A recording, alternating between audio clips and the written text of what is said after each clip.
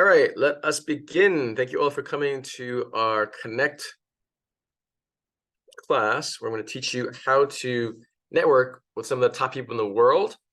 And type in the chat box, what do you feel is your most difficult thing in networking? So type in the chat box, what's the most difficult thing? I put in the Telegram channel, and I asked, what's challenging for you? So type in the chat box, what is the most challenging thing for you in networking? Is it finding the right events? Is it communicating with introduction or follow-up? Or how do you find the right events or your own mindset? So Professor Pat says, what networking event to attend? Now, Professor Pat, what specific industry are you in right now? Are you a coach? Are you a consultant? Are you a professor? I mean, are you teaching at a university? So type in the chat box, what do you think is the hardest thing that you're trying to overcome for this? But I'm just going to dive in, and if you have any questions, just type in the chat box at any given time. I'm going to go through everything and then look through the chat box to see what questions you might all have. So let us begin, okay?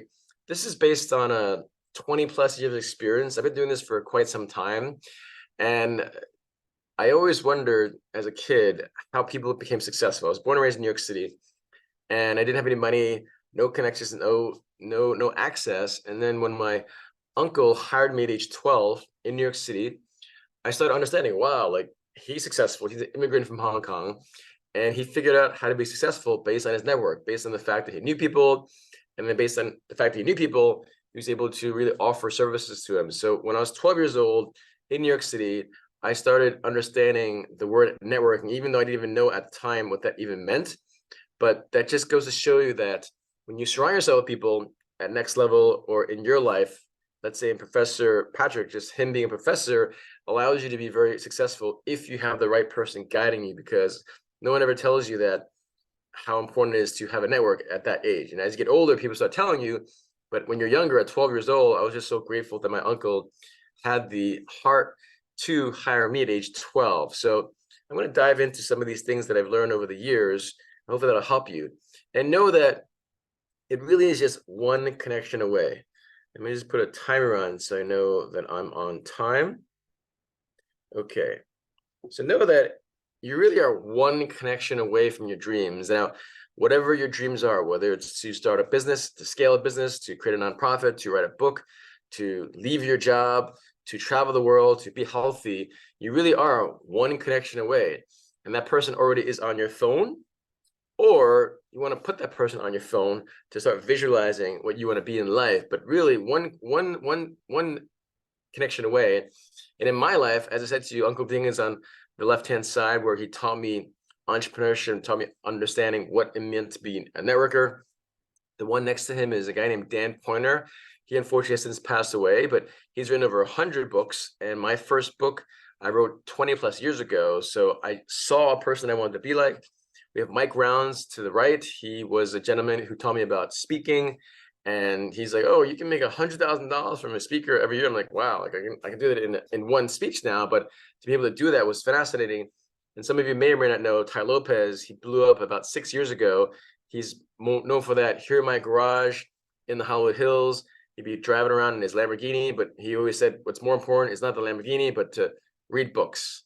But when I was in his mansion in Beverly Hills, where he used to live, and it was just shocking that this guy made tens of millions of dollars just selling knowledge. So all of you know that you have a knowledge base, you have a skill set where whether you charge $1, $1,000, or $1 million, know that your story, your experience, your things that you've seen in life can really help inspire other people. And if they can inspire people, why not charge them? Because you all have value. But these are 4 examples in my life that if not for Uncle Ding, Dan, Mike, and Ty, I wouldn't really be one connection away from my dreams. And I'm already living my dreams, which I'm grateful for. I'm already achieved financial success, but I want to help as many people as possible achieve the same thing, because life is just a very unique experience.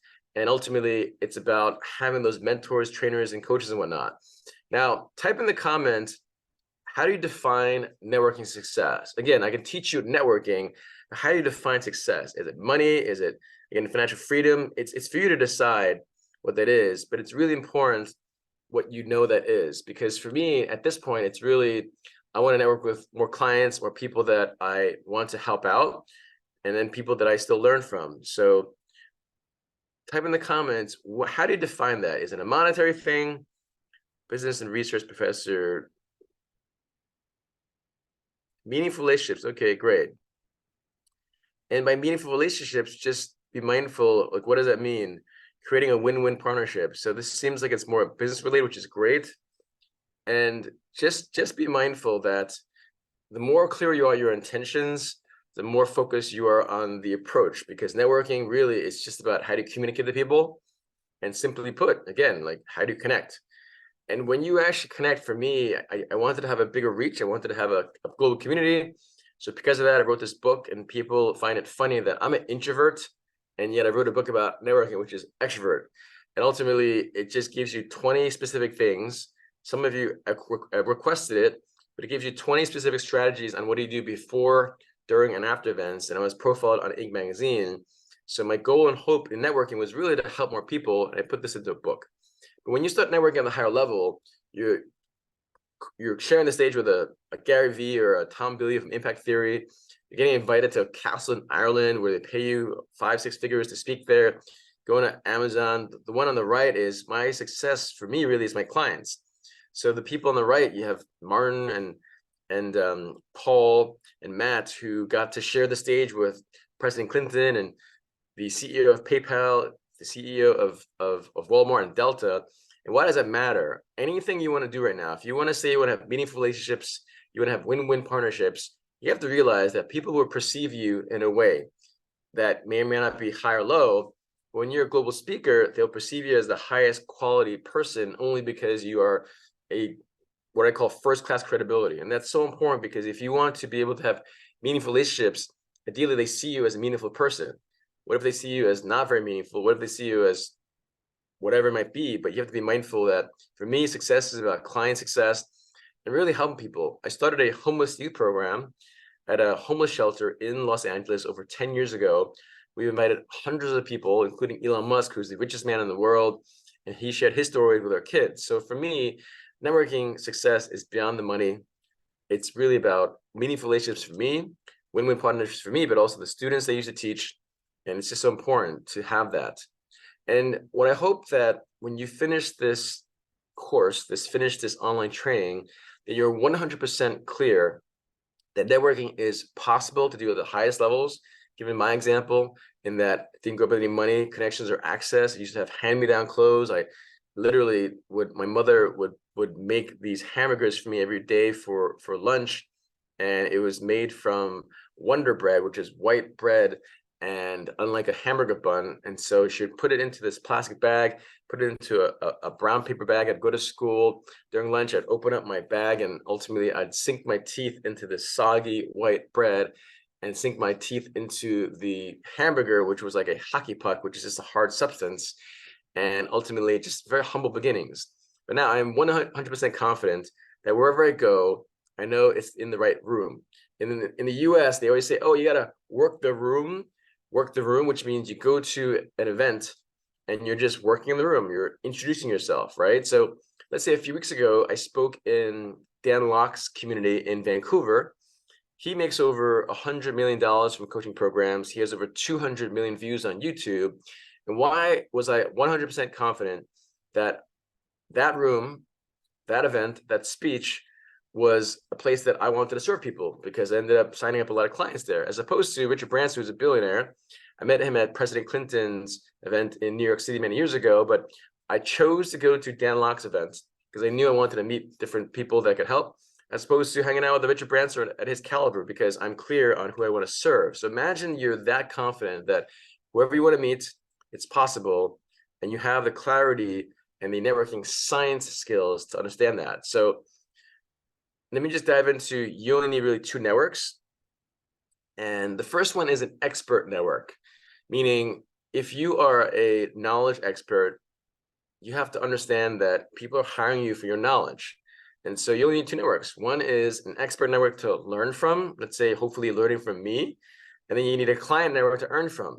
So when you meet people, Again, this is a business focused community. This is a business focused talk. So just make sure that if the person is not able to help you by teaching you, and if the person is not be able to hire you, then really they have no use. Now, that might sound very harsh, but ultimately, I help my clients make a difference, make a living in the least amount of time with the most impact globally. And when you have that focus, you really have to define if this person's sometimes people BS and they talk things that they don't really have any awareness. But if someone says they're an expert, or someone says they know something, and you ask them 1 or 2 questions and they don't know it, then how much of an expert are they? And then the client, frankly speaking, you don't want window dressers. You don't want people that love your services, want to learn from you, but they don't have the money to pay you. Like, then they're not a client. So just be really clear. You only need 2 networks to succeed in business: those to learn from, those to earn from. If they're not in those 2 categories, why are you talking to them? Again, it might sound harsh, but in business, you have to serve your clients. And if they don't have the ability to pay you for your service, then why are you talking to them? Because like I said, this is a business related program. It's literally like walking into let's say you have a Ferrari dealership, and every person that walks in there does not have money to pay you for the Ferrari. So then they're not a client, right? And I like using single acronyms. Type in the comments if you've ever been to Miami. So type in the comments if you've ever been to Miami. I'm from New York City originally, lived in many places, whether New York, LA, San Francisco. I spent a few months in Europe every year. I spent a few months in South America. I spent a few months now in New York and LA, but now I'm permanently in Miami. But type in the comments if you've ever been to Miami. Never. You got to go. It's you can see this picture: beaches, boats, partying. And so when you are meeting people, when you are meeting these experts, just keep the acronym Miami Vice in your mind and heart. So the first thing is, people always ask me, well, Christopher, what do I look for when I go to someplace? I say it's all about vibe. You know, if you're not vibing with someone, if they don't have this, if they have the same energy, if you don't have the same feeling about someone, you don't have to connect with everyone. So just move on. Next one is integrity. It's really important to have integrity. That's a little bit harder to decipher when you first meet people. But if you sense this person is not very honest, then move on as well. You don't need to work with people that are dishonest. The next one is C for competency. Like I said, if you meet someone and that person says, you know, I'm an expert in leadership, and you start talking to the man or woman, and you find out that they don't really seem very clear on their leadership skills, and therefore they're not very competent, meaning they're not really aware of their skill set. And then for customers or clients, C stands for cash, where again, as you start talking to people, there's certain sales scripts that I teach my clients where it's not just saying your name, it's not just saying what you do. You have to really understand if they have the resources to really hire you. And lastly, if you meet someone that's an expert that you can learn from, you vibe with them, they have integrity, they're competent, then there will be an explosion of opportunities. And I mean explosion, where how simple will it be? How confident will you be as a person, as a business owner, if you know that everywhere you go, you either vibe with someone, so you're not working with these clients that you hate, you're not working with clients that don't respect you, you're not working with these clients that default on the payments, you're working with clients that you vibe with, you trust them, they're competent, and then there's explosion. So again, the C is one of 2 things. If they're an expert, make sure they're competent. If they're a client, make sure they have cash. And the simplest way is, if you're having a conversation, you just ask them, if you have a coaching program, oh, have you ever invested in a coach before? If they say yes, then you know that in the past they've had the behavior of coaching and learning from coaches, therefore they have the money, as opposed to if they say, oh, I've never coached before. It's like, if you have never hired a coach, it's like athletes that don't have coaches. I don't care if you're Michael Jordan, Kobe Bryant, Rafael Nadal, any athlete in the world has had a coach. If you're in business, if you haven't had a coach, well, how successful will you be if you don't have a coach? Just be mindful that it's so important. I had a colleague of mine one time ask me, are there any shortcuts in life, Christopher? I said, there are no shortcuts, but there are carpool lanes. In the United States, there are various highways, and there are massive 4 or 5 lane highways. And ultimately, there's a lot of traffic, let's say in Los Angeles. But on the left-hand side, there's what they call a carpool lane, where ultimately you're driving along with at least 2 people. And in life, there are no shortcuts. But when you have a carpool lane, you literally bypass all the traffic because you have a mentor. So keep in mind that when you have people that help and serve you, it really helps massively. So the acronym is Miami Vice. The only two networks you need is an expert network to learn from and a client network to earn from. If you can't do those two things with the people that you're with, you're not going to really have a business. You're going to have a hobby. And in business, you have to be clear. Steve Jobs was clear about selling you iPhones, selling you Macs, selling you things. Elon Musk is very clear that he wants to have a multi-planetary civilization. He wants to have a more sustainable future. So therefore, he creates products like rockets as well as cars. So for you, just be clear that if you're meeting people, if you can't learn from them or earn from them, why are they in your sphere? You guys are all important and gals are important, and you have to be very mindful of your time. Now, some of you said win-win partnerships in terms of your goals. Some of you said meaningful relationships, but let's get real. I mean, do you want to make more money?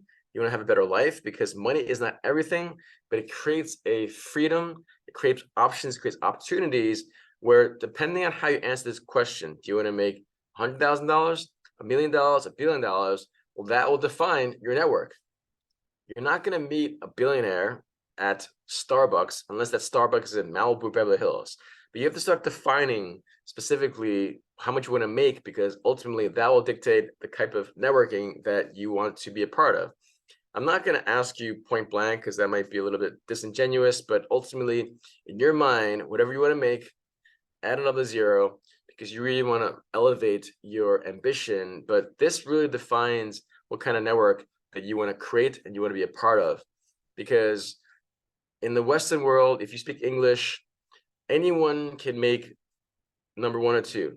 Anyone, if you have a basic ambition, some level of awareness, and just work hard, put the hours in. 10 million, 100 million, 1 billion. I'm not a billionaire yet, but I've helped many billionaires and billionaire nonprofits, and I've helped my clients make over $200 million. And so, for instance, I met one of my mentors over 10 years ago. His name is Doug. I met him at a charity function at a school. So just saying charity function, you have to have some level of resource to even donate and start going more charities. And many charities have a galas, which is an annual event where they raise money. The place where I met Elon Musk, it was a gala for the Golden Globe Awards. So you might have heard of the Oscars or Golden Globes.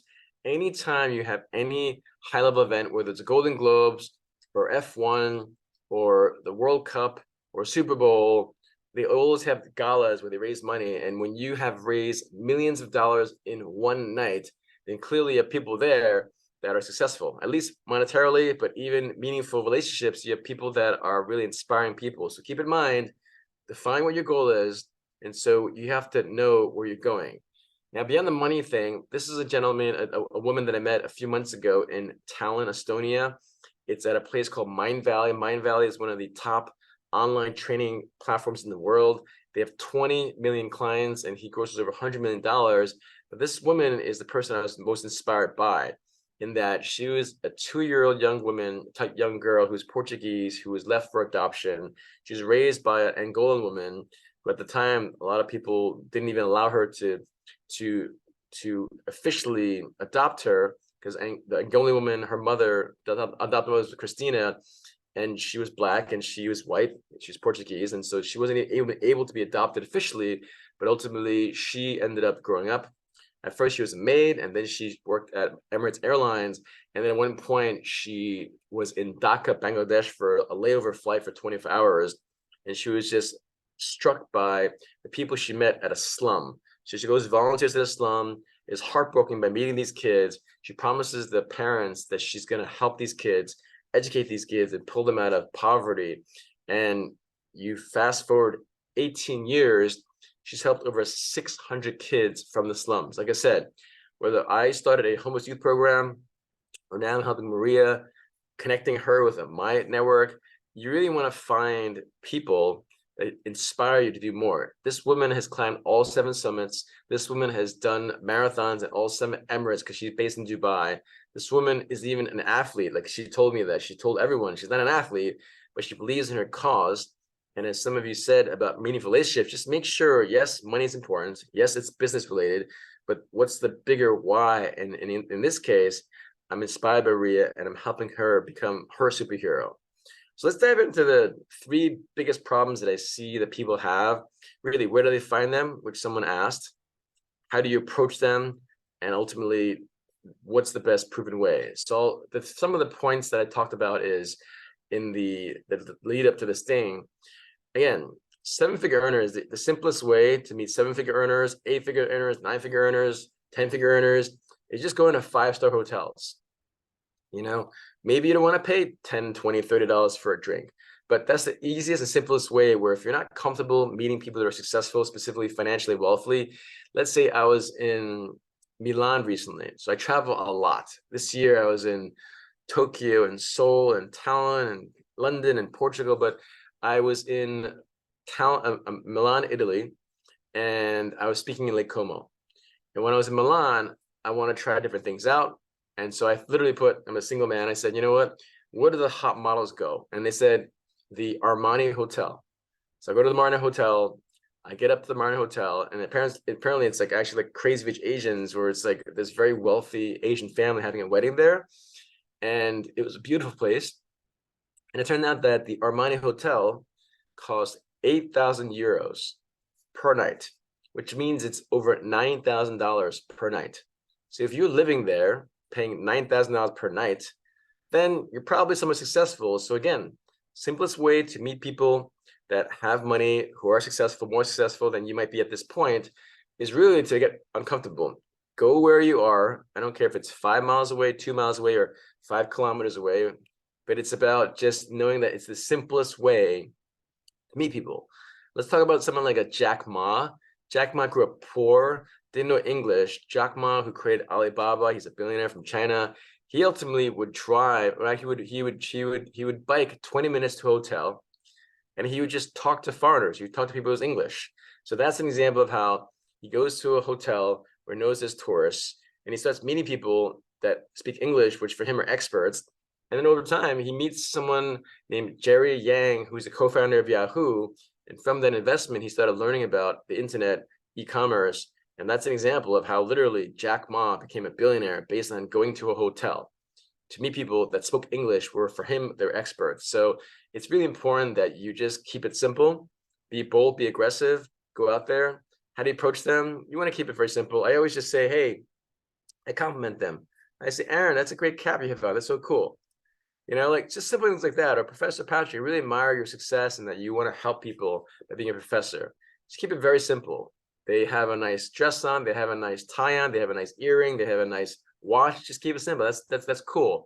And type in the comments. Well, I'll put in the comments one of the things, like let's say the higher up they are in success, the less time they have for you time-wise, especially when you first meet them. But an acronym I use, this is in my book, where C stands for compliment, A stands for ask, L stands for leave, and F stands for follow up. So just write that down, where CALF, CAF, compliment. Let's say Elon Musk case. I say, Elon, you did a great job at the World Affairs Council. I saw him speak at one point. He nods so cool. Ask, hey, Elon, I have a homeless youth program. I'd love for you to inspire my kids with your story. Ask something. In this case, you ask for their contact information, ideally the business card or whatnot. Sometimes they don't even give it to you because they have a whole entourage. L is leave, and F is follow up. It's very simple, but what I see happen oftentimes is you meet someone, you talk too much, they don't care. You meet someone, you fanboy, fangirl them, the more successful they are, like, oh my gosh, Elon, you're amazing. They've heard it before. So if you meet someone that's very successful, you might say you admire that person, but be very careful that you don't edify them so much so that they think they're like a god. As soon as you do that, they just look at you as like a fan, and they already see you as like, oh, you're one of those other people that want something from me. You know, it's just be very mindful that the more successful they are, the more prominent they are, they get approached all the time. I'm literally in Las Vegas right now, and it's 4 something in the morning in Las Vegas, but I was just at this massive nightclub. There are thousands of people there, and I got approached by someone who ended up seeing me speak early this year in Miami. But what I'm saying is, it's just very flattering to know that people remember you if you do a good job in speaking. So again, whatever you have in your heart, whatever you have in your mind, know that just be genuine, but have a clear intention. So when you approach people, the more important thing is you approach them. And just, again, in the very beginning, you want to just approach a lot of people because you have to unnerve yourself and really get uncomfortable and more comfortable with meeting people. And the elevator pitch is simply, again, just giving them a compliment and ask them questions about their life. And I'll dive a little more into that. The best proven way to follow up, I'll get more into details as well, is to follow up. I mean, again, these things sound simple, but knowing something, knowledge is not power. You really have to apply the knowledge. So I have a 1-3-7 rule in networking in terms of follow up. Within 1 day, make sure you follow up. Ideally within 3 days and 7 days. Let's say all of us, right? We met all last Friday or Saturday morning, at least it was Singapore time. And within a week, I follow up with you. And we have a bunch of people that are here on this call and this training. Hopefully you're learning something right now. And I'll have a Q&A shortly. But just be very mindful. So let's dive into the 4 levels. I talked about this briefly, but I have traveled literally millions of miles around the world, I've been to thousands of cities, many different countries, and I found that unfortunately, 90% of people I meet are not good at networking. They do what I call traditional networking, where they don't research, they don't spend money, they just go to things that are free, it just fits their schedule, and it's just the same people over and over again.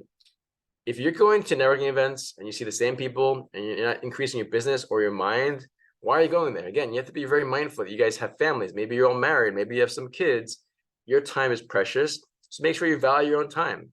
And your time is even more precious than money. You can make more money in life, but you can't make more time. So unfortunately, 90% of people I meet are at what I call the 4th level of networking, which is this traditional networking. I want you to really understand that you can meet people that are beyond your reach, you think. You can meet people based on science, and you can, what I call next level networking, which is really speaking.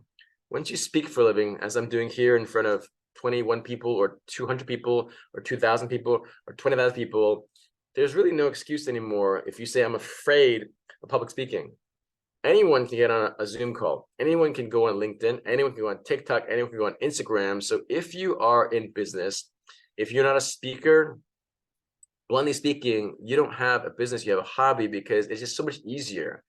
It's so much easier when you are giving a speech, you add value, and then you say, hey, look, I have certain services, I have a class, I have a course, I have consultant services, and they hire you. As opposed to going to an event, let's say you have 1,000 people there, you're just lost in the crowd. So it's no longer an excuse anymore where you say you're afraid, you're scared. Well, guess what? I was scared when I first spoke. I was nervous, I was anxious, I was horrible. But over time, if you have a message that is important, if your heart says to you, look, I want to help more people, you all have inspiring stories, be mindful that the best type of networking is what I call next level networking, which is really being a speaker. Now, these 3 categories we'll dive into more deeper, really is about having a clear purpose. It's really about researching, where earlier in my career, I would spend hours researching events, knowing who those people were, are they experts, were they clients there? And so now, again, I have 100% probability of meeting my clients, meeting experts, because I'm very clear and defined on where to go, right? So that's why during the chat, I would ask you all, hey, is networking necessary for your business, or it's kind of optional?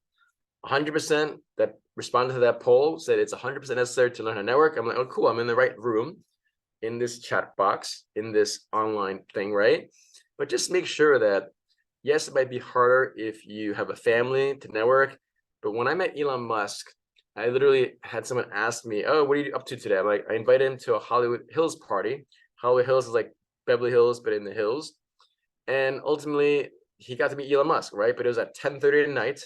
Now, I know that no one could just drop everything they're doing and meet Elon Musk at 10:30 at night, but in reality, if you want to be successful, you have to be very mindful. Like right now, literally, do I want to wake up at 4:30 in the morning to teach this class? No. I have another keynote speech at 11 o'clock my time, and that's another virtual. And then I have an in-person speech at 1:30 my time. But again, I want to commit myself to help and serve you. Do I want to wake up at 4:30? No. But I was excited. I was like, wow, this is so cool. So many people signed on. And I think, Aaron, you all know, like, do you want to wake up at 4:30? But no, like, it's 4:30 in the morning. Here I am talking to you all. But just know that I have a clear purpose to serve. I've done my research with Next Level. They seem like a really awesome community. And here you are, right? And so I'm looking forward to meet all of you because it's fun for me, you know, but know that there's science based on networking. Big game is just people that you might think are out of reach. And lastly, speaker. And so keep that in mind that there are 4 levels. Traditional, if you're ever bored in conversation, then again, this might sound blunt, but maybe when you look in the mirror, that's the person that's boring. Now, again, I find it quite interesting and unfortunately that when you see people talking to, well, when you see 2 people that are clearly together, whether a couple, whether husband and wife, or they're friends, and they're both on the phone. Do you live that boring of a life if you're talking to people, human beings that have a pulse, that have minds, that have experiences? Do you mean to tell me that you can't have a conversation with someone more so interesting than you're on the phone? Because again, sometimes, I see this and I don't want to judge, but it's like, can you not be more interesting than someone's phone? Okay, so this is just like a harsh reality where this is about networking. And if you can't have cool stories to entice people or to entertain people, educate people, just be mindful that if you're bored, if you're going to an event and it's boring, well, look in the mirror, because if you have an interesting story, which I believe all of you have, then that conversation shouldn't be boring. Okay, this is like a little check, because someone told me they were bored at an event. I'm like, well, is the event boring or are you boring? Again, you have to be really mindful of yourself sometimes. Okay, so let's dive into the science of this. Okay, Harvard did some research. First of all, they found that some people think of networking as kind of bad because it's hard to do, right? Because it might be salesy. But really, if you're a genuine person, just go out there, share stories, but be mindful of having those as what you call a win-win situation. But next time you go to an event, instead of asking them, how's your day? What did you eat for lunch? This is based on Harvard research, where if you ask these open-ended questions, what speaker did you learn most from today? Let's say you learned from Kevin O'Leary. Kevin O'Leary is a very bright guy. I love him or hate him. He seems to know a lot of stuff. What I learned from Kevin O'Leary, because I've met him on many occasions, he knows very clearly how he monetizes. He knows very clearly how he spends his time. He actually lives in Miami right now. But if I said to you all, who's your favorite speaker? What did you learn? It's already very telling. Maybe you respond, oh, I learned from Christopher that he really loves his mother. So I know that you're very heart-centered. But if you say, I learned from Christopher how to be strategic, or learn from Christopher how to go to a hotel and to meet people, right? And then you say, what do you mean? I mean, so yeah, you should go to hotels. What do you mean? Well, you go to a Ritz-Carlton, because in a Ritz-Carlton, if they're paying $1,000 to go there, and if you want to make more money, well, go to the places where they make more money. Why is it important to you? Well, earlier on in my career, I didn't have a lot of money, didn't have a lot of connection, didn't have a lot of freedom. So therefore, I want to learn more. What do you mean? Well, again, it's hard. I used to have so little money when I first moved to California that I spent 99 cents on 2 Jack in the Box sandwiches. That's like a fast food. It's like if McDonald's is here, Jack in the Box is even lower. Okay. Why is it important? Again, you can literally keep asking these questions, these open-ended questions, where based on research, you will be perceived as more likable. You will be perceived as more caring. You'll be perceived as more relatable. And in networking, you don't want to perceive that as that guy or gal that's like stiff, or you're putting your elbows, you're crossing your elbows and whatnot. But these are actual strategies that Harvard researchers found that when you use open-ended questions, not a yes or no. Did you like this event? Yes. Are you having a good time? Yes. It doesn't open up conversation. Did you like this event? Yes. What do you mean? Oh, okay. Then there's an actual conversation. There's a more openness and likelihood. And so keep that in mind that there are science-based ways. Now, this is the action. So that was science-based in terms of communicating. Now let's talk about the actual network. If you hold out your phone right now, there will be what they call a closed network and an open network. There's a gentleman by the name of Dr. Ron Burt. He studies at the University of Chicago, and that's in the west of New York City from a geography standpoint. But you have what they call old paradigm, new paradigm. If let's say for me, an old paradigm was when I grew up in New York City, I was middle class, no money, no connections, was Catholic, only hang out primarily with boys, which are my peers, right? That's an old network.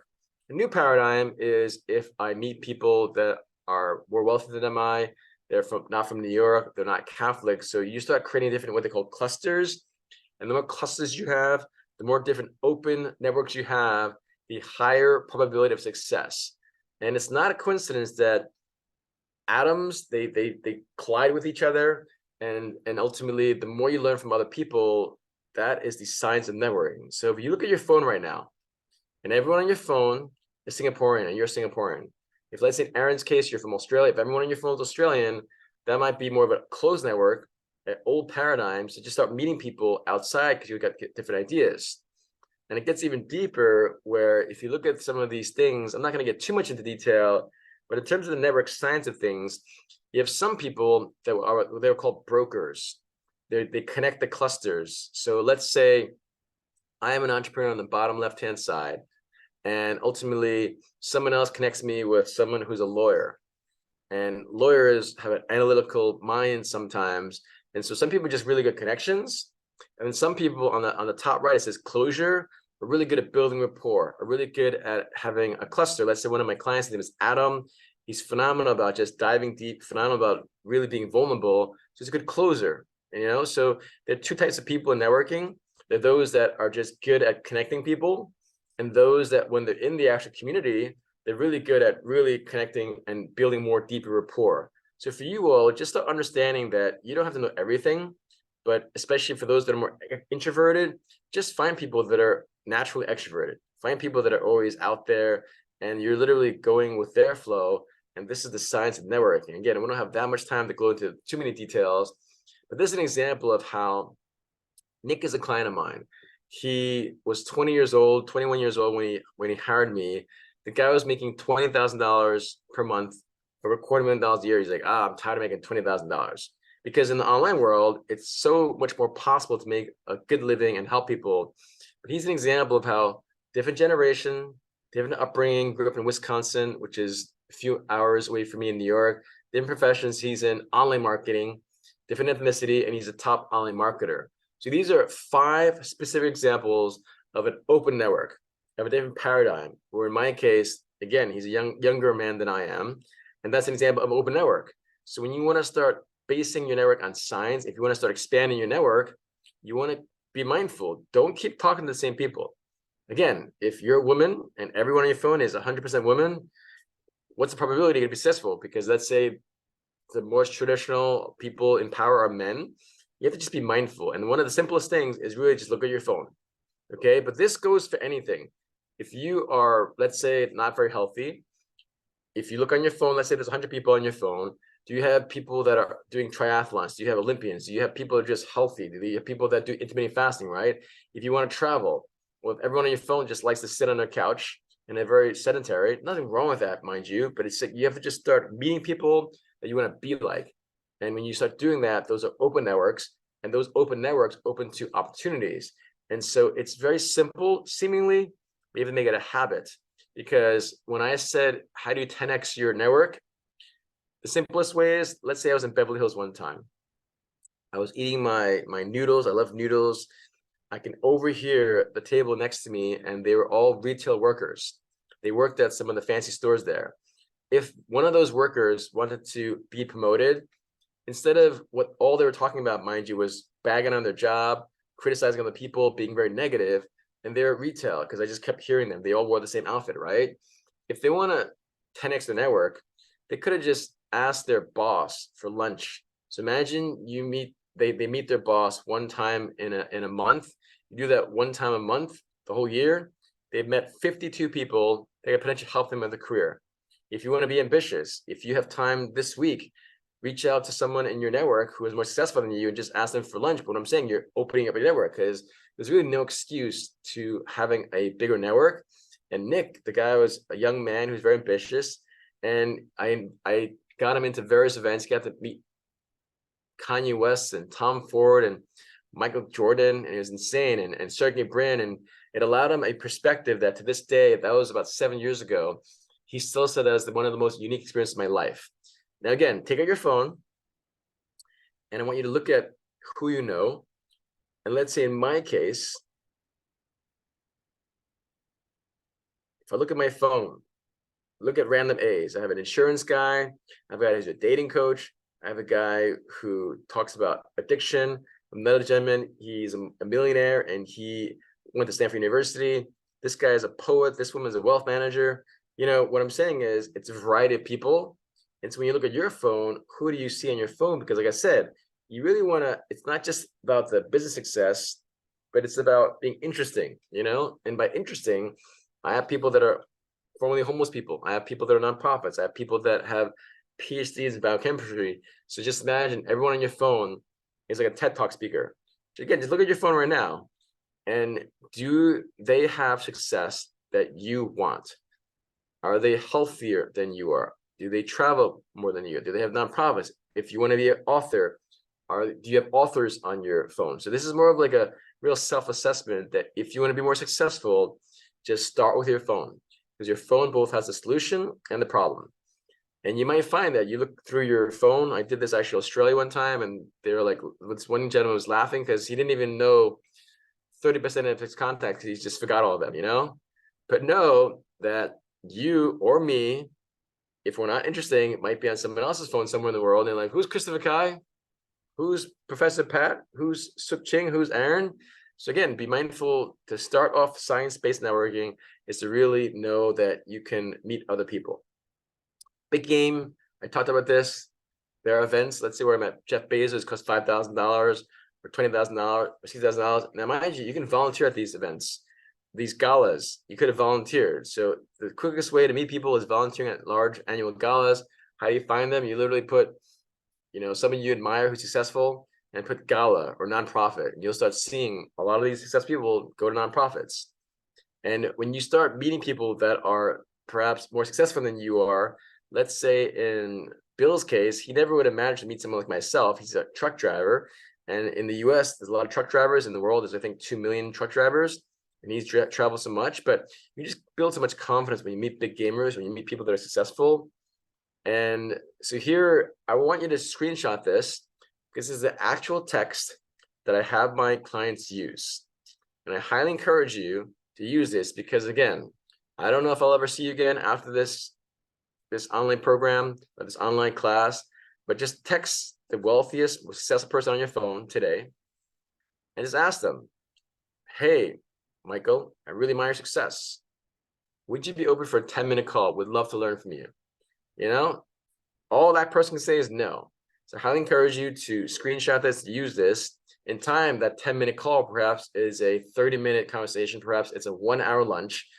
But everyone that's successful perhaps has 10 minutes. They may not have a time for lunch, but there is a script involved, because I can teach you how to get into the right rooms. I can teach you how to get into the right events. But if you don't have a specific script to share with them, it's very hard. So this is the quickest way for you to really start upping your networking game, by just whoever's on your phone, who you admire. Maybe you're afraid, and if you do it once, you might have success. But if you go to your phone and have the 10 people that are most successful, what's the probability that at least one of them will respond to you? But you want to start learning from them, right? If you want to be more successful financially, ask them point blank, right? But these are simple ways that you can learn. So finally, next level networking is speaking. And it's what I call first class credibility. Let's say this is Emirates Airlines. They have these zero gravity beds, but it really, when you walk on a plane, it really determines how they're perceived. And when you're first class, they perceive you as high level successful, at least on the service, right? And so it's kind of like this. First class is the front of the plane, then business class and everyone else. But the stage is the same thing. When you're a speaker, you have first class credibility. And if you're in the audience, you may not be perceived. And again, this is just objective reality. And so keep that in mind. And as I said to you before, you're one connection away from your dreams. And when you have these one connections, this is an event I do in Miami called Gifter X Talks. And it's been called the TED Talks for Entrepreneurs. The gentleman in the middle in his shirt holding up his hand, that's the TED founder. He's 88 years old. The person next to me, his name is Romero Brito, one of the most successful artists in the world. He's the most licensed artist. He's a pop art painter. He's from Brazil. The one in the middle, she's a world-class athlete. She's also one of my clients. The one on the left, his name is Doug. But when you start networking, just imagine your phone is a TED Talk conference. Imagine your phone is the most inspiring contact you have. Imagine your phone has those one connections away from your dreams, your wildest dreams, whether you want to be on a yacht, a private jet, have a nonprofit, write a book, have the best body, have the best family, because everything is studied. Like, for instance, let's say you're having a difficult time in your relationships. There's a guy named John Gottman, Gottman. He created a Gottman Institute. He's had over a 90% success in predicting divorce. 90% in predicting divorce, because he studied thousands of couples, and he found that the four things he calls the four horsemen of from like hardship, like I think you call it four horsemen of the apocalypse, meaning it's just like destruction. And if you're in a relationship that someone is always criticizing you, someone's always stonewalling you, like putting you down, someone is always criticizing you, you're not going to do very well. So it's criticism, contempt, they look down on you. He has over a 90% chance of predicting your divorce. So again, everything I've talked about today is about science, whether it's marketing, whether it's sales, whether it's networking, it's all based on science. I don't want to waste your time. And in this science networking, it's the number one best predictor for your career success. And these are both clients, friends, and colleagues that when you start networking at a higher level, it really helps you very much. So I'm actually going to be in Singapore next month. I'm going to invite you to this live training. I really, really, really hope you show up, because I've never been in Singapore, and I'd be so beyond excited to meet you in person. So the training part is over. I'm going to share with you this 2-day training in Singapore. If you want to come join me, the tickets are very reasonable, and I'll open up for question. So in this 2-day training, imagine being again 100% clear on who you want to meet and how to meet them and how to follow up. I've never been to Singapore, so I'd love to go there. These are some clients that I've worked with. Ellen has made over 10 million bucks. She's actually Taiwanese. Eric, it's funny. He's always he's like the golden goose, where he's always just giving me great compliments. And I connected him with his first client. That first client at that time made over $100 million. And when Eric met this guy, he leveraged him and ended up helping him. And it's just a phenomenal story. And Tyler is a young man when I met him. He's in his early 20s. He's still a young man. He's in early 30s now, but he's made over 8 figures. And I share these things with you because if you are a coach, if you're a speaker, having testimonials, according to McKinsey, is 31% more successful, more effective in sales. That's why when you meet coaches, they always share testimonials. Make sure you use testimonials. Go based on science, right? Doug, I helped him make over $200 million. He's at my event, Gift Direct Talks. He was one of my speakers. But when you start having a network, whether these are all billionaires, or Misk might be a trillionaire because he's the crown prince of Saudi Arabia. So whether it's in Africa with Tony, or they call him MBS, or Milken, he's one of the billionaires in the US. But you start understanding that it's possible. And when you have a level of status, like I could never imagine I could make $20,000 from one speech. This is just one speaking bureau I'm on. Speaking bureaus is a fancy word for agents that pitch you. So if you have a story, which all of you have, imagine someone, an agent, pitching you for your knowledge. And so that's how much I'm billed out for an hour. Internationally, I'm billed out even more. But this is the event I'm doing in Singapore. We have not found the place yet, but ultimately it's going to be 2 days in about 6 weeks. It's called Master Networking, the science behind every connection. If you do buy a ticket, just bring a friend. That's on me. So your investment, though, again, I charge $30,000 to $50,000 for one speech internationally. You're only paying, excuse me, $497. That's US dollars. GA stands for general admission. That's only $197. So I really hope that you join me next month in Singapore, and I'm going to show you what you're going to learn. 5 chains of ignorance, or 5 chains of failure. So much of this, I realized I can teach you the skill set, but you really have to have the right mindset. You have to really break down some of these things where you might think, oh, I know this already, or I don't need that. It's probably not going to help me, or I don't have the money. Like, these are all mindsets and inaction. You know, there's a second law of physics where Isaac Newton, who is a genius, said that every object that stays at rest will stay at rest unless acted on by an outside force. I'm going to say that again. This is actual physics. This is science. Every object that stays at rest stays there. So if you have not started your coaching program yet, if you've not been a speaker yet, if you've not scaled that 6, 7, 8 figures, then you're going to stay there. But also every object that is in one direction stays in that direction, unless again acted on by an outside force. I'm the outside force. I'm that coach, I'm that mentor, I'm that trainer that gives you perspective. And so what you learn is really how to build a network, and it's be customized. It's going to be a few people there. And all the things I taught today, they be customized to you, your story, your life, your experiences. So no matter where you are in your life, you learn the skill set, you also learn the mindset. And I'll share briefly, man, I got punished for talking too much in class. I got teased for being short. This on the left-hand side was me being really short. I remember I went to a party one time. I asked this girl to dance. She said yes. I was so excited to dance with this young woman. And ultimately, this upperclassman walks up to me, picks me up, laughs in my face, and says, "Are you trying to pick up a second grader?" Puts me back down. I look at this girl. She's mortified. I'm mortified. I'm like so humiliated. I just walk away. And I share these things because, again, I felt stupid. I felt worthless. I felt ugly. But who would have known that that little kid would one day travel the world and speak around the world? And so one last thing I want to share with you. How does the world see you?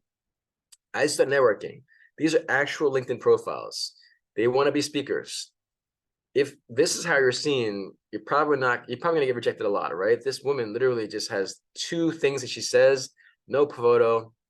This woman just says speaker, author, and this guy or gal has nothing.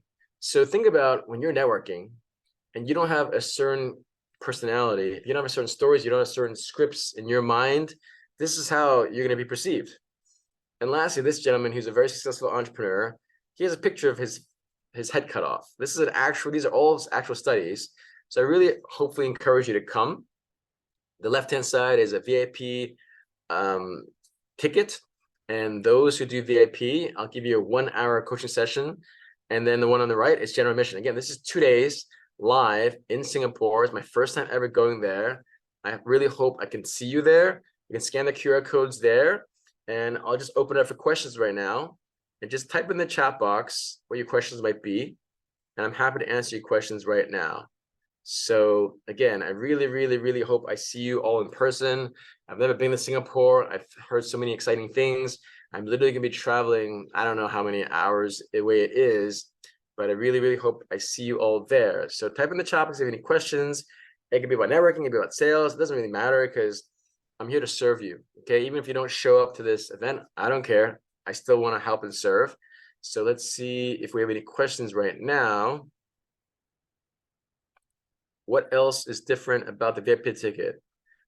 Good question, Aaron. Like I said, you're getting 1 hour of my time, private coaching within now and the time I meet you. I get to hear exactly where you're at. I get to hear exactly when to go. So I charge minimum $10,000 for my private coaching clients. So you're getting for $497 a 1 hour coaching call. Why do I do this? I don't know you. You don't know me. So the fact that you get 1 hour of my time and I can help you. I just helped one client make $200,000 from one private coaching call. I'm not guaranteeing they can make $200,000 from one private coaching call, but I've been doing this for 20 years. So you're getting one-on-one with me virtually between now and then, so that when I meet you there, you can already understand how to apply that. So that's the biggest difference, you know? So I really, really hope I see you there and I can help you, because in a 2-day event, you're gonna learn a lot more than a 1 hour event. But please ask me any questions, because like I said, you came on this call for a reason, and I really want to help you. So I have not been in Malaysia either. So if you have an opportunity for me to speak there, Shukching, I'm happy to perhaps explore that too, because it's close by. But please ask any questions you want. Other than the compliment, what line do you usually lead with? Great question, Aaron. So that's a simple one. But the other one is, again, if you're at an event, what brought you to this event? What speaker do you like? What are you looking forward to this weekend? Or what are you looking forward to today? Or what was your most memorable moment today? Or put a smile on your face, okay? Again, these are all like simple, open-ended questions where it allows them to engage with you in thought, but just make sure you do your best not to have a yes or no question, okay? So anyone have any other questions? I'll just scroll through the thing right now. Mr. Wonderful Guy, you cannot hear clearly. Interesting. what do we follow up on and how? Okay, great question. So if this is business related, ideally in those questions, if you're a speaker or coach or you have some kind of business, at one point you ask them, oh, have you ever considered hiring a coach? Just asking these very basic questions, but you want to ask questions that lead to a conversation. And ultimately in life, it really is about service. So some of you who might not like sales, it's about service. So just make sure you serve that person. So when do you change your look when you want to be original or memorable like artists? An interesting question. I mean, so let's say I've been complimented with my hair. Oh, you have cool hair. Well, let's say this Jack, I've been complimenting you, right? So the look is one thing. I mean, ultimately, you just want to be genuine. You want to be straightforward, and you just want to ask good questions. And your manner is more important. Going back to look in the mirror, some people have a very monotone voice. They go somewhere, they look stiff. They're doing like this, which conveys a sense of not very warm or thing. Smiling helps. Literally just smiling. There's a guy named Ron Gutman. He's a TED Talk speaker. He found the surprising benefits of a smile. When you smile, your dopamine level goes higher, your endorphins go higher, your immune system is improved, your stress levels goes lower. They did research from Britain where you have the same brain stimulation of 2,000 pounds of chocolate and $20,000. That's literally the science of smiling. So if you're smiling, you make someone else smile, like Aaron is, we are literally chemically changing each other.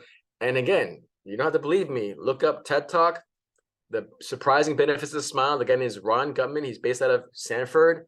So just based on smiling, if you make someone smile, you're already chemically, biologically changing the person's physiology. This is science. So that's what I'm saying. It's just insane that if you look at someone's microexpression and their eyes light up, if let's say someone likes watches and you're like, oh, why you like watches? And I'm smiling. And they're like, yeah, I like watches. You know, it's much simpler than you think, but you have to find experts that really understand the science of networking, the science of communicating, the science of marketing. Okay. So I really, really, really hope I see you there in 6 weeks or so in Singapore, my first time ever.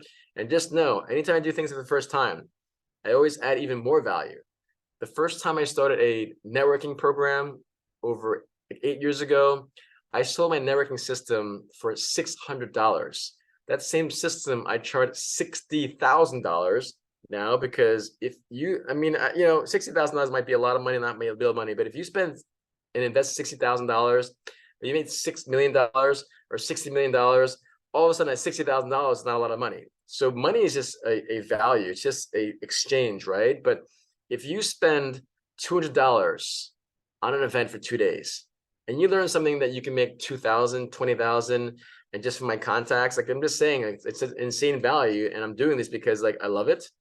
And I've never been to Singapore and it'd be fun for me, right? So for any questions, please do your best. If this is the last time we meet each other, I really hope that you utilize this. So Ray said, any advice for those in the early 20s? Should they prioritize building a quality network or quantity of connections? Always quality over quantity. You've heard of the term compound interest. Well, compound relationships and compound community are better. I still know that gentleman that I sold my first program to. His name is Pedro de Leon, 8 years later. So I'm about quality relationships. I hope I know you in 8 years, right? So it's never about quantity. Literally better off meeting one person that has depth, that has integrity, that can help you, or you can help him or her, than meeting 10 people. It's not about quantity. That's for people that just want to look cool and brag about who they know. You really want to focus on a quality person. Could you summarize what we would be getting from the 2 days? So I mentioned before, it's the mindset to have the ability to help people. It's a mindset of breaking through your own ignorance or ego. And we all have it, by the way, right? And then the skill set is really the 4 levels. How do you actually go to your phone and you tell me exactly who you want to meet? So let's say you want to be healthier and you look on your phone, and we can literally create the actual scripts for you on your phone that day. So it really is, in a 1 hour, I never have the chance to meet any of you. But if 5 people show up, 10 people show up, I'll have the ability to give you scripts that you can use to show you the actual events you can go to. And again, many of you said you want to create a global community. this is online, right? So how do you find online communities that you can connect with? But I will tell you, and I'll tell you right now, some people ask me, how do you become a speaker? How do you get booked to speeches? You go on Instagram, you look at these events that are pitching you. I did this recently. There's a Grant Cardone event and Steve Wozniak from Apple. They're going to speak in Colombia. I love Colombia. What do? I literally reach out to the organizer and say, hey, great event. Again, compliment. I literally do the same thing I'm telling you to do. Great event, Andrew. Oh, thank you. I have been called the Inc. magazine billionaire networker. I charge $30,000 for international speech. I'm going to be there already. Would you want me to come speak there? He's like, oh my gosh, this would be crazy. Let me talk to my team.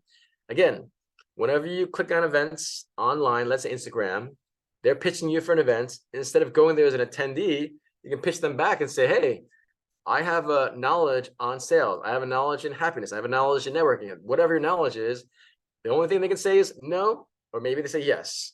There's a simple way to getting very specific strategies that work. And I still do it now to this day. I don't need to, but it's just fun for me, right? So the summary is you're going to get specific scripts. You're going to get specific strategies. You're going to get my book, which tells you what to do before the event. It gives you strategies to do during and follow up. Most people don't follow up. You know, like if I'm offering free gifts, people don't follow up. And in this case, again, I wish I knew what I knew when I first started, but that's life. This is based on 20 years of experience. So I really hope that I see you all there in person, live in Singapore. If the person that asked, I think her name is Suk Ching. Have I ever been to Malaysia? I have not. So if this opportunity is there, I'd love to know. Aaron asked, what was your first networking breakthrough and what had changed for you to get to it? So my uncle, when I was 12 years old, I didn't even know what a mentor was at the time, but for him to be an immigrant with the worst accent, but still, he was a very genuine person, high integrity, always smiling and friendly. So that for sure was the first networking breakthrough. I didn't even know it was a breakthrough. You know, you might learn things in this class that a year from now, 4 years from now, 10 years from now, like, oh my gosh, Christopher was right. You really only need 2 networks. Christopher was right. When I started speaking more, I had more confidence, I had more clarity, I had more courage. I had, like, literally Steve Jobs met his wife from public speaking. Okay, he literally spoke at Stanford University. He met his wife, not his first wife, but his second wife. Her name is Lauren. But the more recent breakthroughs, when I was hanging out with Paris Hilton or meeting Elon Musk, I was like, whoa, like these people exist. You know, they're not just some caricature. They're not some person on TV. So once you know that they exist, another Steve Jobs line is that once you realize that everything you see around you, whether the computer you're watching, whether the contact lenses are here, whether the lights that you're seeing was made by a person, no different than you and I.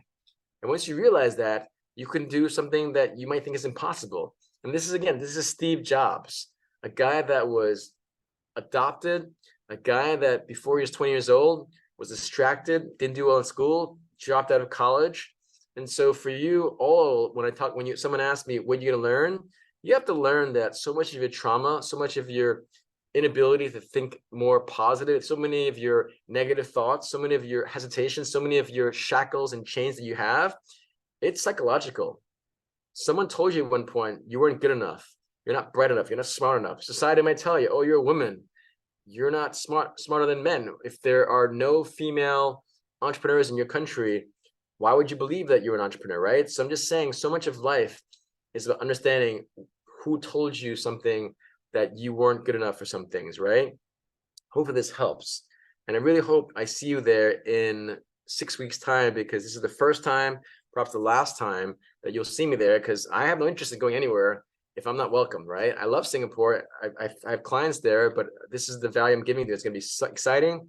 I've been called a connector by many, but I often don't see it happen at the higher influential levels. Is this a mindset issue? Well, let's say Aaron asked a question. Again, I grew up with a middle-class mindset. For you to tell me, hey, Christopher, one day you're going to share the stage with President Clinton, Steve Wozniak, Sarah Blakely, I'm like, yeah, whatever. Because again, in my mind, my mom's a school teacher, my dad worked for New York City. They're both middle class, they're both immigrants. And as an Asian person, for those of you who are Asian, we're not taught to be assertive. We're not taught to be confident. We're not taught to be aggressive. And so for me, it for sure was a mindset thing because someone taught me that. And that wasn't my parents' fault, mind you. So, but when you start meeting billionaires and celebrities and multimillionaires, you're like, whoa, they're like people. And they're no better than or they're worse than us. Maybe they have a bigger paycheck. I don't care. But what I wanted to learn from them is up here and in their hearts. And the reason why I express billionaires, by the way, because I see them as Picassos of capitalism. If you're going to learn something, why not learn from the top in the world? There's only 2,600 plus billionaires, according to Forbes-ish, out of 8 billion people. So it's beyond the billionaire thing. It's about the mindset, right? When you start meeting them, you're like, oh, wow, you know what? They're actually not as smart as I thought they were. Some of them are not very nice people, but unless you meet them, you don't know. Thank you so much for that, Aaron. But it's a mindset thing, right? So what are the dates for the event again? So it's, oh, good question. It's November 25th and 26th. That's actually Thanksgiving. So when you show up, I'm gonna give you a big hug. And again, culturally, right? I don't know if you like hugs. Like I was in Saudi Arabia. This woman approached me. He's like, "You did a great speech, Christopher." I'm like, "Thank you." And I'm like, my instinct was to hug her or even shake her hand. She's like, "Whoa, I'm Muslim. I don't hug." I'm like, "Sorry." I just get excited, you know.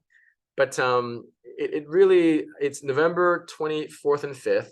The links are there. It's in about 6 weeks. How different is the mindset of a millionaire and billionaire? It's very different. Because if there's 8 billion people and you are not just the top 1%, you're the top 0.00001%, very different. But again, people that are Elon Musk, the Jeff Bezos, they don't think like most people. Let's say Jeff Bezos, this man, his mother was a high school student.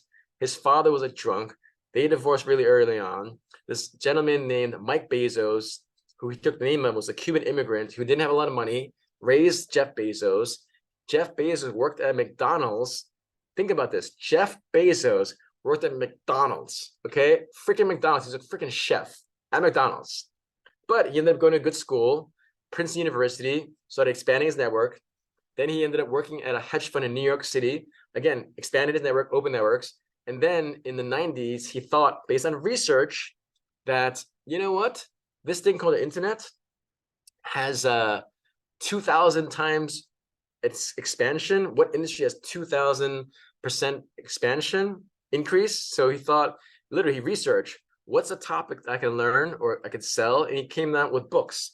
Books has some of the most variety, and ultimately with choice comes options. And you can literally Google Jeff Bezos early interview, and he talks about his vision. Anyone can look at Jeff Bezos now. Oh, I can't be Jeff Bezos. Well, how come you cannot be? His mother was a high school teenager. His biological father, his actual name is Jurgensen. His full name is Jeffrey Preston Jurgensen. Bezos is a Latino name because his stepfather is a Cuban immigrant. But all I'm saying is, when you are a billionaire, they all have faced challenges. They all have been told certain things, but they're very analytical.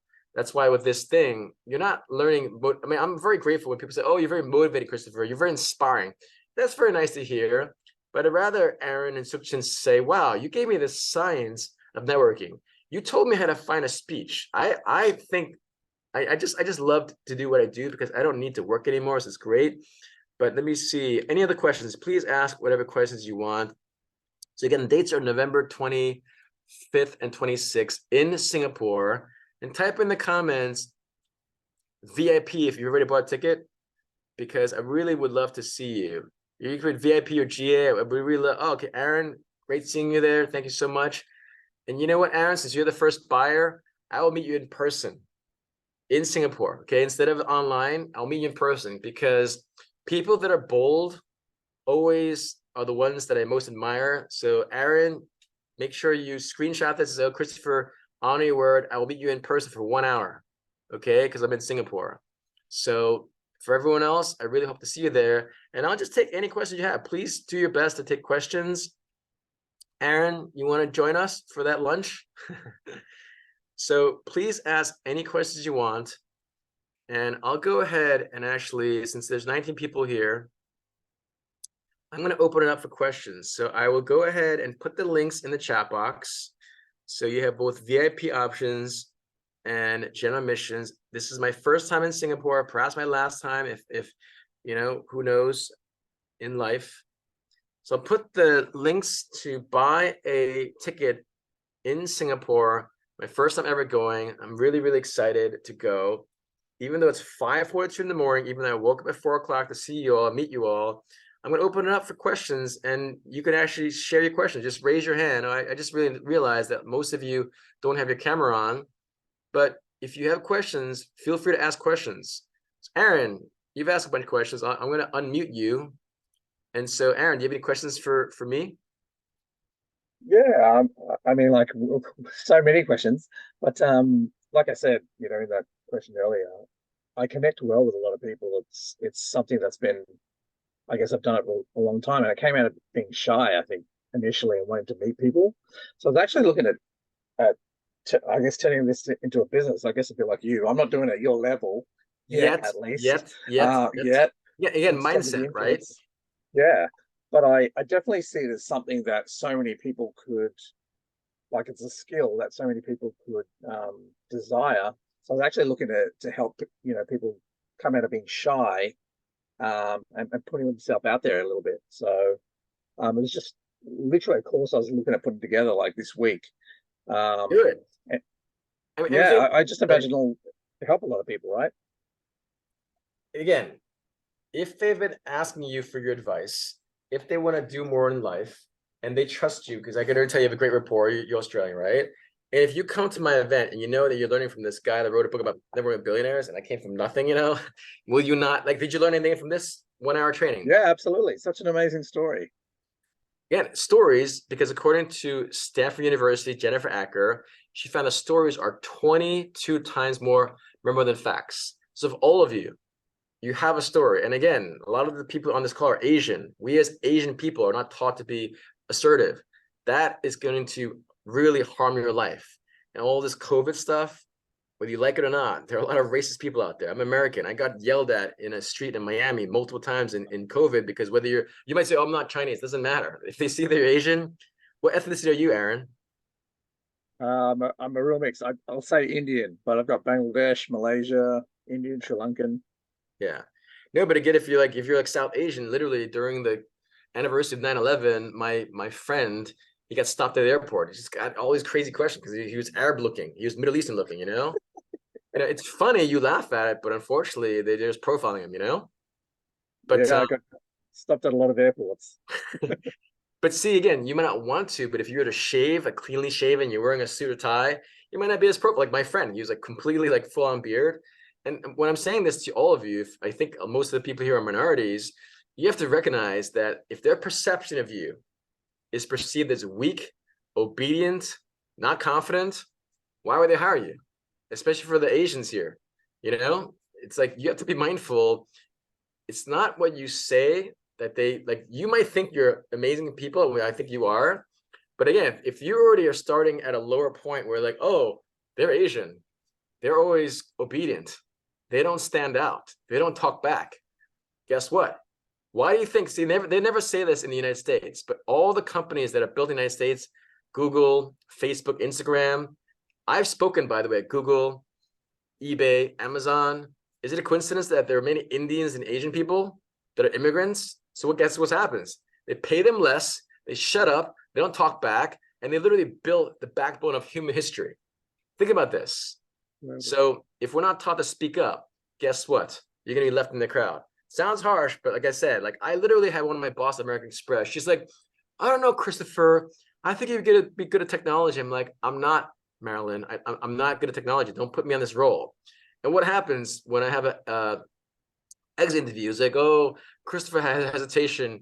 I'm like, dude, I told you I'm not good at technology. Why are you putting? Because I think she thought I'm like, it's like, don't be racist, don't be ignorant. I'm ignorant, I'll admit it, right? Because we all are to some degree.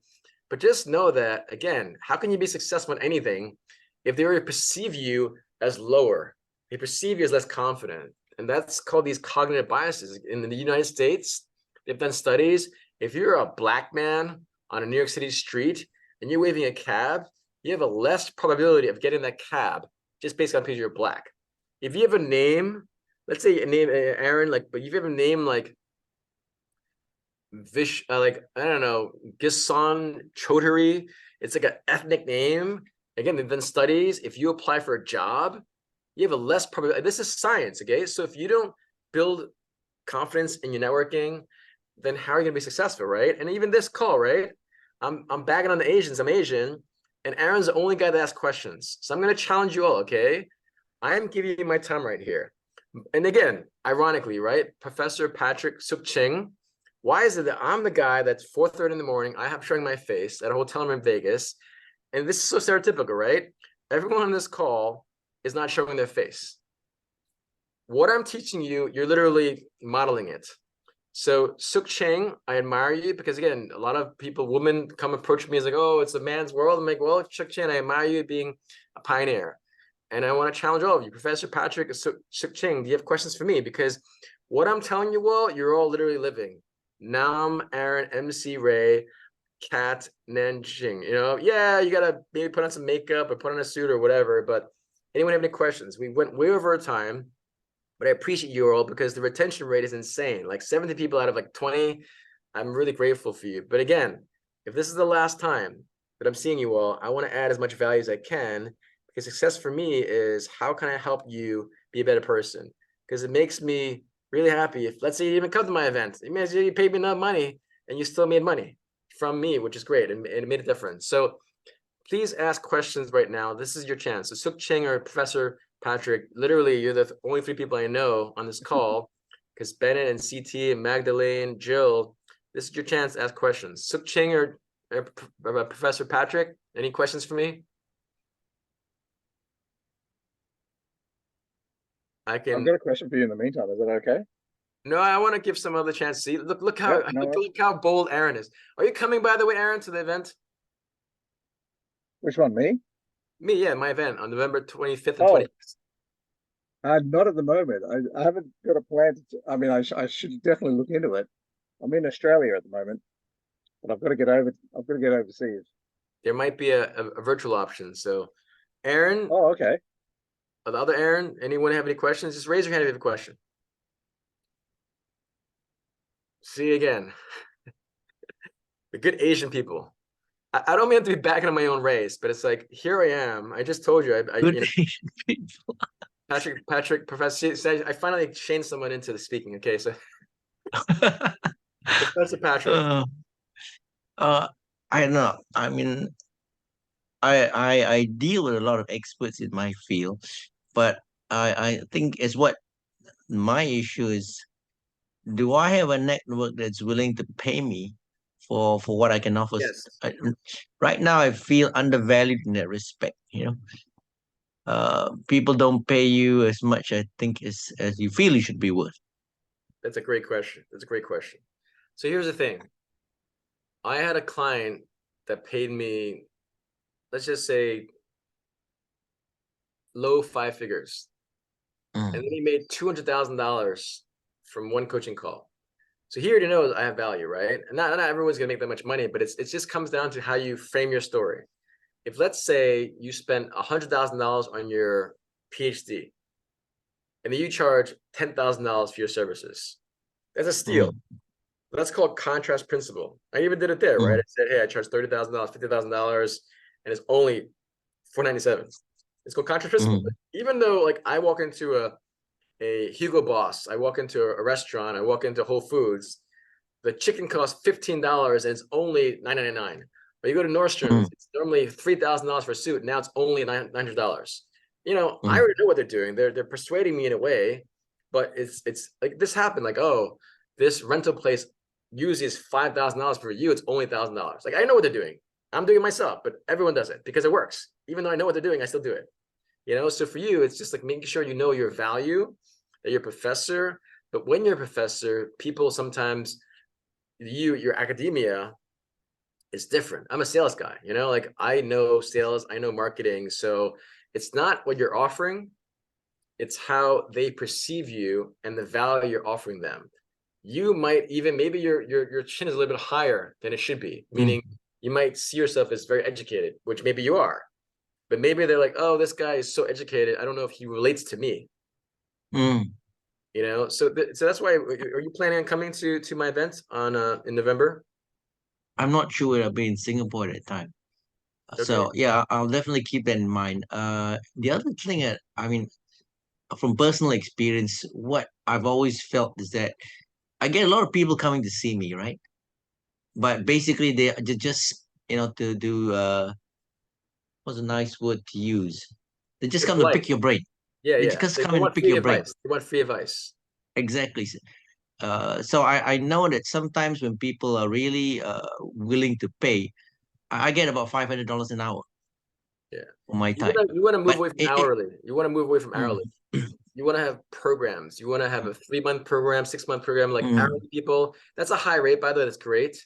But you want to mm, create actual programs or consultant retainers. So type 1 in the comments if you feel that you're not getting paid what you're worth. Type 1 in the comments if you don't feel mm, you're not getting paid what you're worth. Aaron, okay. So this is the way for Professor Patrick and everyone. And this is what I do too. I just create a calendar link, a Calendly scheduling link, and they allow you to ask questions. And on one of those questions, I will ask them, have you ever invested in a program before? If they say yes, you increase your mm, probability of them being a client. And I'll also ask them point blank, what is your annual revenue? What is your annual income? Under $100,000, over $100,000, over $500,000, over $1 million? Because mm, a person that makes over $1 million or over $10 million, they're not interested in some of my group coaching programs, right? They want the higher mm, tier one, right? So just having a calendar link, a scheduling link, and having specific questions before you call, you just save yourself time. If they've never invested in a program before, maybe they're not going to invest in the future. But people that have done things before, the behavior dictates what they're going to do in the future. But also, if you ask them again, oh, have you invested in a program before? And let's say they invested in Tony Robbins and they're like the platinum, that's $100,000. Oh, mm, wow. Okay. So you know they have money. Because again, they're not a client if they don't have money. And then you can ask them like point blank, what's your revenue or income, and you make it a required thing. It's like maybe it's a personal question, but if you say under 100,000 or under $1 million, it just allows you to know that if you are talking to people that all have under $50,000, what's the mm, probability? But also you perhaps are not sharing your offer or your services in a higher light.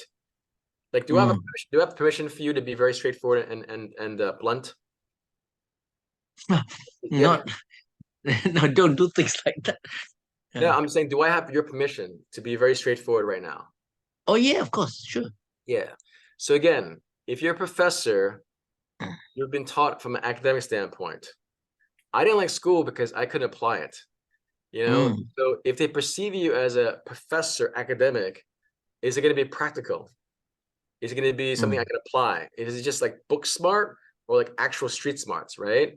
So mm, you have to go away from, okay, I'm a professor, to I am a business consultant that has real world experience. They mm. perceive you as a real world person, not an academia, because it's a very different framing. And from Yes, yes. that, if you just reference clients, like let's say you charge $500 for your client Mm, for an hour, but one of your past clients with a $500 investment made $5,000, $50,000, $5 million.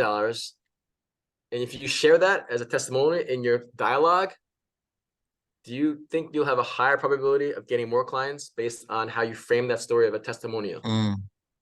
So that's I mean, sales.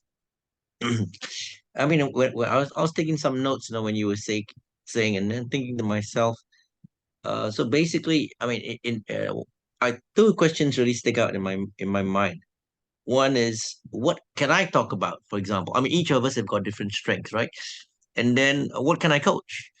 Because I'm trained in a particular field. Uh, I mean, I've analyzed Van Gogh paintings that are supposedly worth $100 million, and but I tell the guy, I'll tell him honestly, I don't think this is worth that much because I've done the analysis. And I'll tell you honestly, I mean, I could have cheated him and say, yeah, pay me my $10,000 now, but I can't do that. And what it ended up is that the guy doesn't want to pay you because it's not worth he thinks it is. Well, again, the guy doesn't pay doesn't mean the guy won't pay you. Again, doesn't and Well, won't. I mean, normally this kind of situations people recommend you. Well, again, I there's no once. normal. There's no normal in the world of billionaires and sales. That's the thing. It's like people have Mm, what they think in their mind is right. mm, People say, oh, I got to write a book first before being a speaker. No, you don't. I got to do, Mm. again, like I've done all of it, right? So that's why like we think we know what we need, but if you're not where you are right now, you definitely don't know what you need. That's why Albert Einstein once said that the problems that you have now cannot be solved on the same level of thinking that the problem was created on. Mm. Isaac Newton, if you're an object going in one direction, you're going to keep going in the same direction without being acted by an outside force. This is actual science and physics, okay? It's not my Mm. opinion. It's someone that's perhaps smarter than me, right? Isaac Newton and Einstein, they're both geniuses, right? So for all of you, Yes. if you're not where you want to be in life, look in the mirror and say, it's you. Not it's because you're blaming yourself, because like with myself, Mm. when I didn't write my book, I didn't want to make the investments. I was being cheap. Well, guess what? As soon as I realized Mm. that it took me 8 years, and it was more the last 8 months that I wrote my book, my first book, it's because I invested. Because why am I going to waste my time? Do you really want to spend 20 years trying to figure out networking when you might say, oh, I got to figure it out, I got to think about that? There's no sense of Mm. urgency. But if I were to say, hey, you know what, I'm going to give you $10,000 for free, I'm like, oh, really? No, actually, I'm giving you $30,000 to $50,000, right? So like whatever you're doing on Mm. November 25th and 26th, if I'm flying there to meet you all, my first time, I'm excited, you know, you might want to consider that this is important. I wrote this in my book. I literally am telling you, maybe it's inconvenient, but when you come, Patrick, I will give you the script for you. Like I said, I'm customizing, right? So just like Aaron bought his VIP ticket, then for you, the same thing. You took the initiative to come. And then Aaron, if you come, you can join me and Aaron for that VIP lunch, you know, because like I said, like I want to reward people. I want to reward people that are bold. And again, everyone on this call, right? I literally am calling you all out. Bennett, CT, Kat, Ian, Nam, Ray, MC, Brian, Wu. And again, maybe you're like, oh my gosh, how dare Christopher? Look, I want to help you. If I can't be straightforward, you're never going to be taught, you're not going to be coachable. And if you're that self-centered and defensive and like, you know, that you might find this to be irritating, well, that's on you, right? But I'm not making money from this call right now, right? So I don't really care. Like, I hope you learned a lot. But I hope you know that if I'm giving you an opportunity to speak, and I have perhaps done some more things than you, and everyone on this call still is not opening up their face, but Aaron, you did. So I commend you, Aaron W. But that's very telling, you know? But all of you, I really encourage you all to just be very mindful that life is very finite. You know, you might think I have tomorrow, I have next week. No, you don't. None of us knows. That's why I'll get on a call at 4:30 in the morning, because it's something that I really am grateful for my life for, right? But for those of you who bought a ticket, I appreciate it. For those of you who have not, consider it. I'll put the link lastly in the chat box, and I'll share my screen one last time so you can scan it.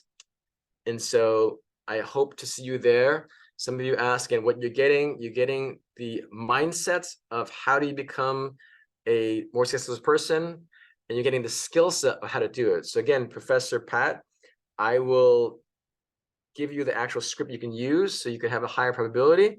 And actually, I'll even show you, yeah, you buy your ticket today, I'll actually send you the calendar link that I use. So you literally have the actual calendar link that I use in the questions. So you can literally cut and paste it. And then Aaron in Australia, same thing. You can join us for lunch with the other Aaron that bought the ticket, because Victor Hugo said that fortune favors the bold. Remember that. Fortune favors the bold.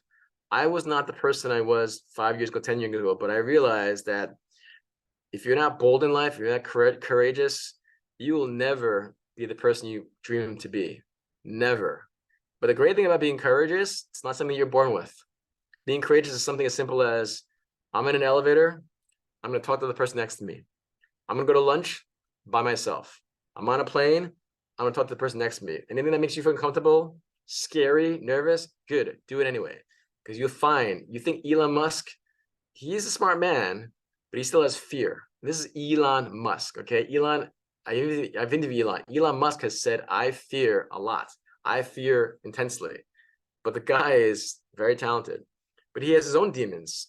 His father was a very, very, very verbally abusive person. If you read his new book, Elon Musk by Walter Isaacson, he used to get beat up and bullied and shamed in South Africa. This is back in the 70s, 80s. He literally would get beat up all the time. So how long does this offer last? Well, the offer is this day. I mean, because need to do some research. You can go ahead and Google me and do your research. That's the thing about life. Your clients will Google you. You're either invisible, expert, or visible. And oh, not you. Okay, but anyway, I need to get a travel permit. Okay. Again, maybe you can find a place for me to speak in Malaysia, because I can go there too. Again, being bold, right? I've never been to Malaysia. That'd be freaking cool. So yeah. All right. So thank you all for being here. Wow, we went way over, but I really appreciate you all. This is like such a high retention rate, but thank you. Aaron, whoever bought the ticket, I look forward to seeing you there. Everyone else, I wish you the best, but just remember, you literally are one connection away. Believe that, know that, and be that. Thank you so much for your time, and see you all very soon.